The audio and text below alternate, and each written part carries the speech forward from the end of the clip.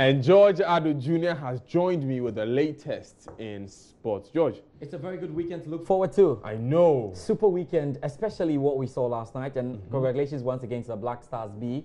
They have made it to the final of the Waffle Cup. That's and great. So we see Ghana versus Nigeria. And you know, as you have it in every competition, yes, Nigeria beat Ghana in the group stages by 2-0. And the bigger question is, can they do the same thing against Repeat the or Black Stars B? revenge? Repeat or revenge. But it's a tricky one if you ask me. In that game, the Black Stars B had a few players who were absent because of injuries and everything. But again, you could talk about the temperament of this competition. The Nigerians have grown stronger. They had a couple of guys who come in who are doing a fantastic job. And the Black Stars B, as well, say they are playing at home. They will not allow the Nigerians to take the $100,000 prize money away. So that should be a special game for us to look forward to.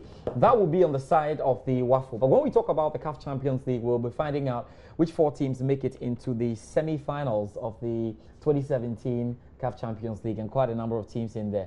No Ghanaian interest. There's no Ghanaian involved in all those 4 games that will be played. What a pity. And what a pity. It's been a while since we made it even into the group stage. I mean, the last was Brecum Chelsea somewhere 2012, and since then it's been very difficult for us. I remember Mediama had a couple of games. Yes, Mediama tried, but that was even the CAF Confederations Cup. Oh, okay. For the Champions League proper, well, since we last won it with Accra Hearts-Saluk, you know, some time back, Kumasi Asante Kotoko further back, it's been very, very difficult. It shows us that we need to work very hard. Exactly. And I look at the boys playing Waffle and I'm just asking myself, why didn't we qualify for CHAN? It would have been a fantastic case for the Ghana Premier League. Aside the continental action, we'll talk about the English Premier League. And we cannot help but talk about Liverpool. Because it's Liverpool back at the King Power Stadium to play Leicester City. You know that in the EFL Cup, Leicester City beat Liverpool. In Anfield. No, even, yes. And now they're going to be playing Leicester again at the King Power Stadium. So the big question about whether Klopp can do the job or not is really out there for everyone to discuss. It's difficult because of the history of the guy and what he has done before. Exactly. And you feel that what his history is saving his face at the moment.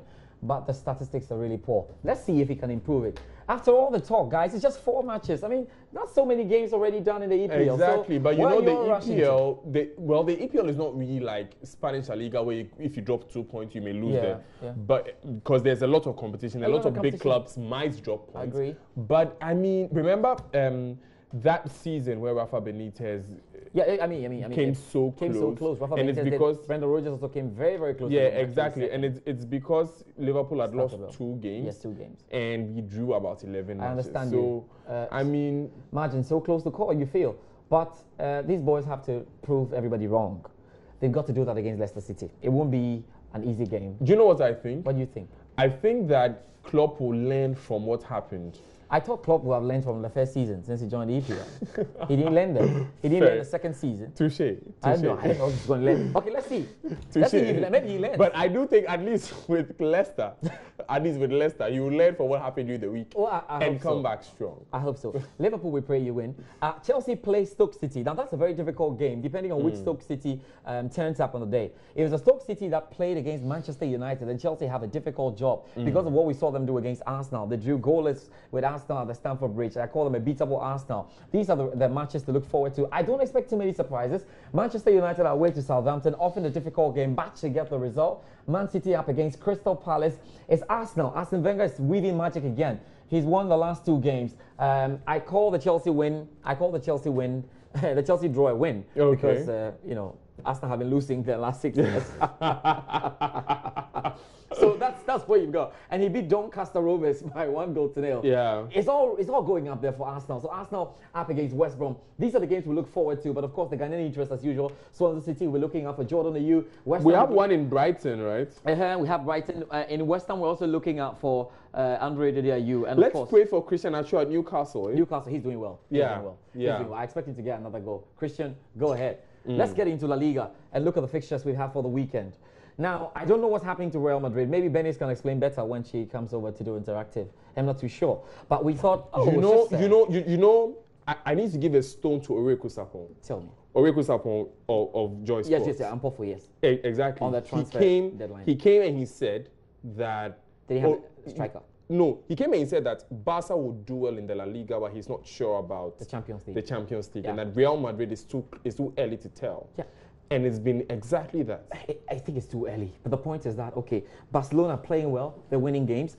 what kind of teams have they played against? Barcelona really have played against the likes of Alaves, Espanyol, teams that they've been able to do, expected to get the results from.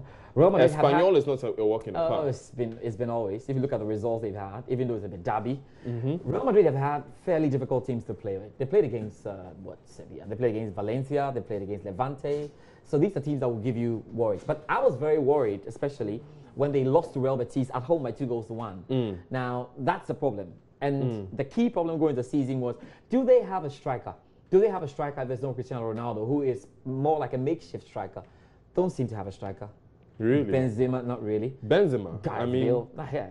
No, Bale is not a striker. Just go. But Benzema has always been known as. Benzema is more of a catalyst, never gets the job really done. So he can help the others to do it. Okay. And that's probably what's showing out there. This weekend's game is much easier. They can deal with that. They play against Deportivo Alaves. They must get a result there. Barcelona absolutely flying. We expect them to do well. They play Girona. But the biggest game for the La Liga should be Atletico Madrid and Sevilla. Hopefully we'll see Thomas Partey play again. Thomas Partey, exactly. And in the Italian Serie A, if you're not watching, you need to pay attention to that. For about 5 years, in 5 years, we haven't seen the top teams do well.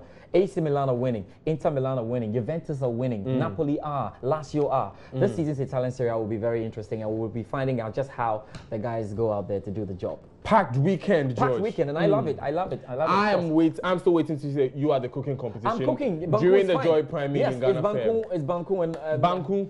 Not okra stew. If you want to eat banku and you want to run. No, not okra stew. I mean, you're welcome to try George. I'm not doing okra soup or okra stew. It's banku just the and banku. pepe. Of course. But George, banku and pepe. Banku and pepe is delicious. That is George Adejuda with the sports. It's time for us to wrap up.